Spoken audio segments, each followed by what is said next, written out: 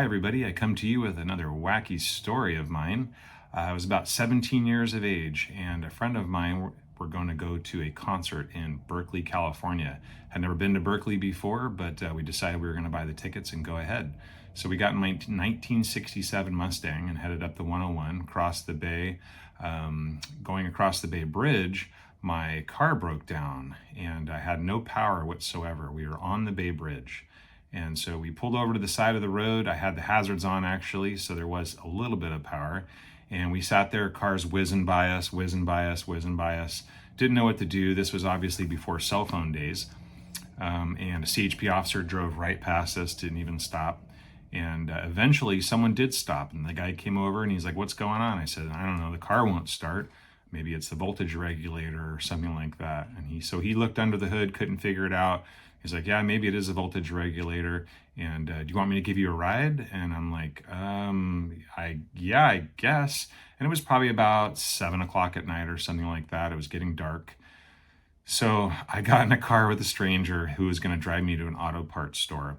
So he put me in his car and I agreed to go with him to the auto parts store, and he dropped me off. I don't remember if it was a Kragen Grand Auto or something like that.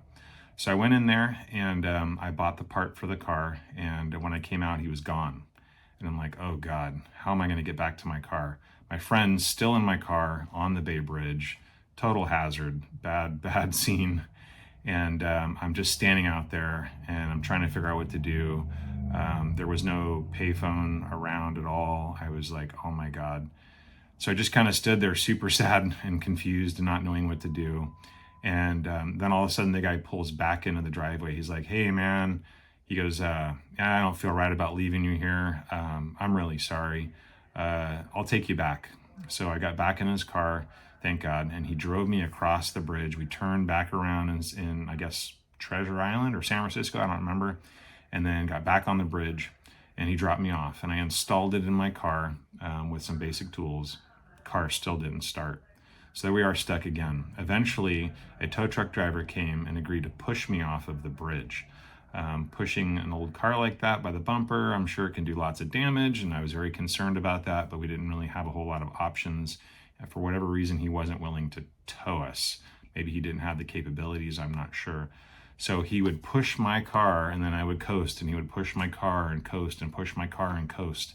And eventually he got me to the Oakland side of it, and then he pushed me down an embankment, and then I coasted around the corner and there was a gas station, and I barely got into the gas station, and then he took off. That was the last I saw of him.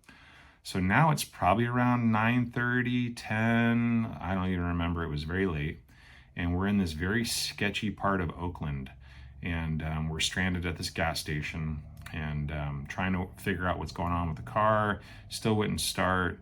And we heard people screaming. There was people walking around with crutches and bandages, and just like, we were like, oh my God, this is totally sketch. We're gonna die. So eventually I went in and talked to the guy there, asked if he had any jumper cables or anything he can do to help me. He told me no. And he also told me that we shouldn't be there. Two white guys hanging out in this area. He's like, that's not good. You guys should get out of here. And I'm like, I'm trying. There's no way for us to get out. So I ended up going to a payphone, and I kid you not, the cord on the payphone was about this long. So I've got my head buried in this payphone, and I call my dad, and my dad answers the phone. I'm like, "Dad, I'm stuck. My car died. I'm in Oakland. We're scared. We don't know what to do. The car won't start."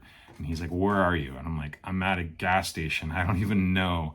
We got pushed off the bridge and we missed our concert and it's late, and save me." And he's like, "Okay, well, I don't know how to find you, but so you're off the bridge and you're at a gas station. Okay, I'll come find you." So we went back in the car, and by this time the windows are all fogged up. We're sitting off to the side of the gas station, and people are coming over and like tapping on the window, and they're asking for money.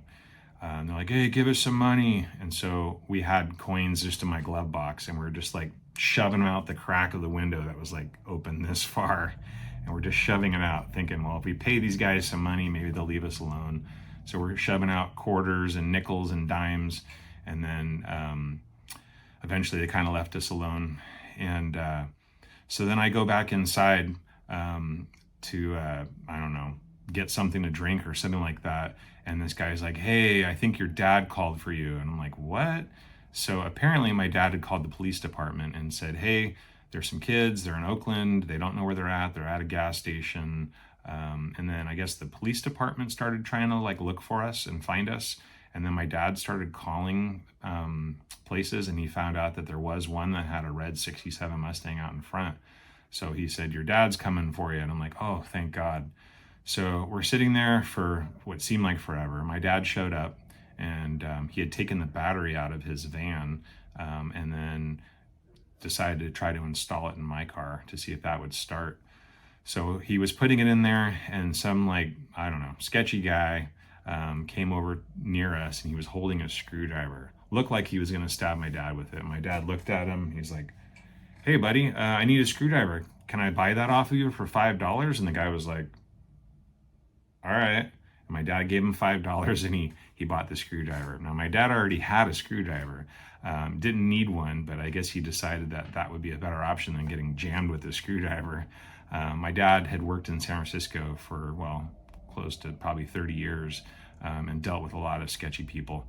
So I guess he knew how to work them. Anyway, so he bought the screwdriver. We put the battery in the car, and the car actually started up.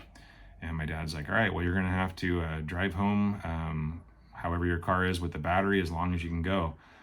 So we drove it home. Turned out it was not the battery voltage regulator. I guess the actual alternator was bad. So the car didn't charge, but as I got home, the headlights got dimmer and dimmer and dimmer and dimmer. Oh, I did forget to mention, at one point someone had thrown a wrench and it skipped off the hood of my car. I think this was before my dad got there, which also scared us a lot. And so it had a scratch and a dent on the hood of my car. The silver lining was the next morning I was supposed to drive my car to San Jose to actually get its first paint job since I had purchased it. So we ended up getting a new alternator the following morning and then taking the car down to San Jose to get it painted.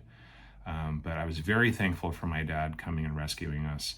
I think I finally got home probably like at 2 o'clock in the morning. We did miss our concert. We didn't die, but we were very scared. So I am very thankful for my dad doing that.